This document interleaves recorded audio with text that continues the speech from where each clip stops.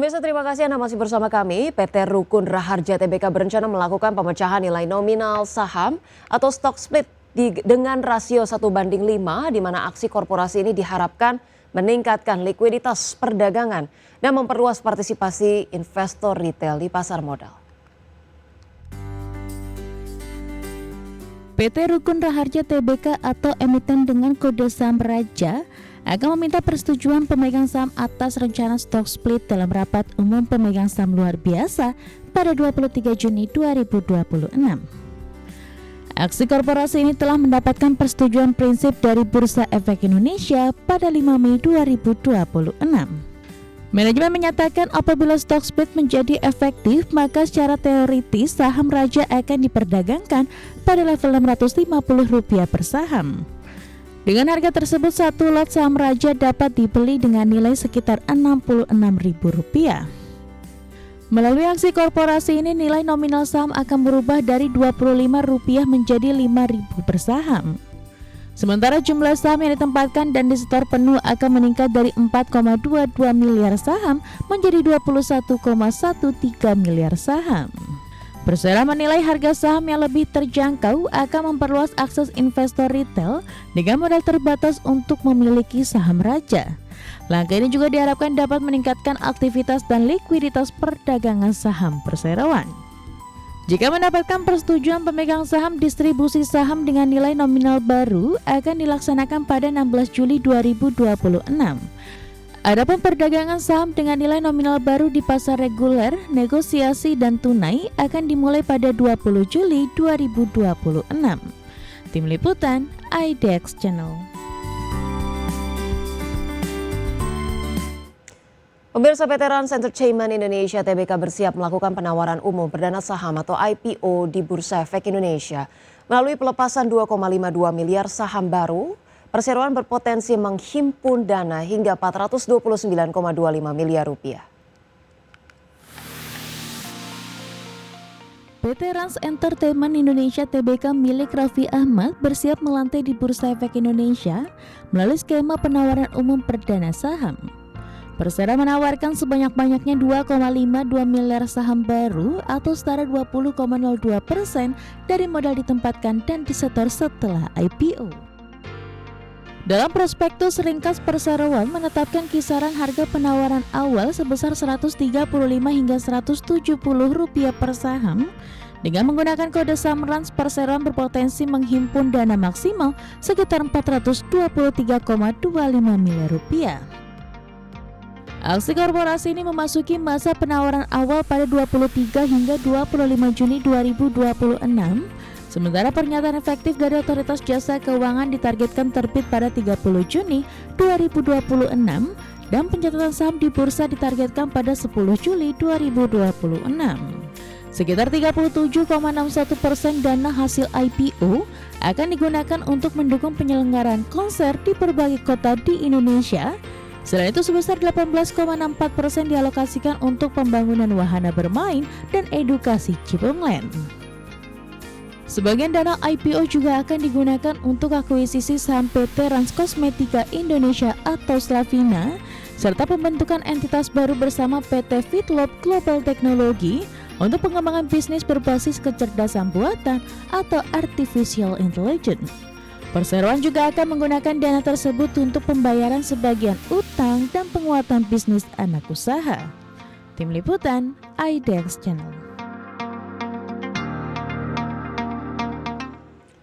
Ya, baik pemirsa, dan berikut kami akan hadirkan data seputar indeks harga saham gabungan pada penutupan sesi pertama atau sesi perdagangan pertama siang hari ini, yaitu 23 Juni. Pemirsa, di mana sejauh ini IHSG mengalami pelemahan 1,2% atau 79 poin ke 6.037,5. Sempat menyentuh level tertingginya di 6.121,7 dan level terendah di 6.030. Kemudian 221 saham menguat, 437 saham melemah, dan 152 saham stagnan. Berikutnya kami juga hadirkan informasi untuk saham-saham yang menjadi top gainers pada penutupan perdagangan sesi 1, pemirsa. Datang dari TPIA dengan penguatan 1,8%, Telkom 2,3%, BRPT 1,5%, dan PTRO 2,9%. Sementara itu dari top losers pemirsa ada DSSA dengan pelemahan 5,2%, BBCA 2%, kemudian BMRI 1,9% dan Antam 4,3%. Dari pergerakan sektoral pemirsa, sektor yang menguat hanya kesehatan sejauh ini dengan penguatan 0,9%, infrastruktur melemah 3,03%, energi melemah 2,2%, dan teknologi menurun 1,3%.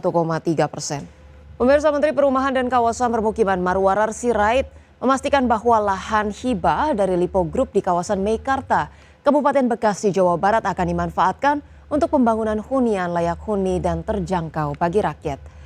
Di mana diungkapkan hibah lahan tersebut siap dilakukan serah terima secara resmi kepada negara pada pekan depan.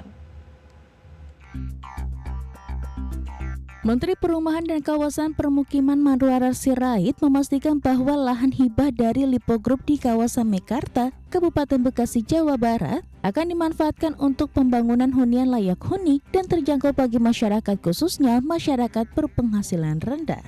Ara mengungkapkan agar proses penyerahan lahan hibah seluas 30 hektar tersebut kepada negara berjalan sesuai prosedur yang akan dijadwalkan pada pekan depan di Gedung Danantara, Jakarta. Kepada kami semua di sini, jadi kepada Departemen Keuangan juga, kepada Pak Rosan, Pak Doni, dan Pak James, dan kami, sehingga nanti kita hari Senin akan ada acara untuk penyerah terimaan hibah dari Lipo Group kepada negara ya secara resmi. Izin Pak Rosan di Gedung Danantara ya. Lantai 3 ya, lantai 3 jam 3 sore. Ara menambahkan terkait pembiayaan, pemerintah akan kembali berkoordinasi dengan Danantara untuk memastikan proyek pembangunan 141.000 unit yang tersebar di 18 tower rusun dengan 30 lantai ini berjalan sesuai dengan yang diharapkan. Dari Jakarta, Ade Firmansyah, IDX Channel. Pemirsa, dalam kesempatan yang sama, Kepala Badan Pengelola Investasi Danantara Rosan Roslani mengungkapkan pembangunan hunian layak huni di lahan hibah dari Lipo Group di kawasan Meikarta, Kabupaten Bekasi, Jawa Barat diharapkan dapat membantu masyarakat berpenghasilan rendah atau kurang mampu untuk mendapatkan hunian. Menurut Rosan, dengan adanya serah terima secara resmi kepada negara, maka penggunaan lahan untuk menjadi rusun dapat sesuai dengan prosedur. Rosan mengungkapkan kepatuhan terhadap regulasi menjadi prioritas utama agar proyek strategis ini berjalan tanpa hambatan hukum. Seperti diketahui, rusun subsidi di Meikarta akan dibangun di 3 titik berbeda dengan total luas lahan mencapai 30 hektar. Nantinya akan ada 141.000 unit yang tersebar di 18 tower rusun dengan 30 lantai. Pembangunan rusun tersebut ditargetkan rampung pada tahun 2028. Pemesanan unit rusun juga diharapkan bisa mulai dilakukan pada tahun ini. Sehingga rencana dari hibah ini dan kemudian pembangunannya bisa pertama berjalan dengan baik, dengan aman, sesuai dengan prosedur yang ada. Karena dengan begini kan semuanya ini bisa merasa nyaman dan paling cepat juga, dan yang paling baik adalah kita bisa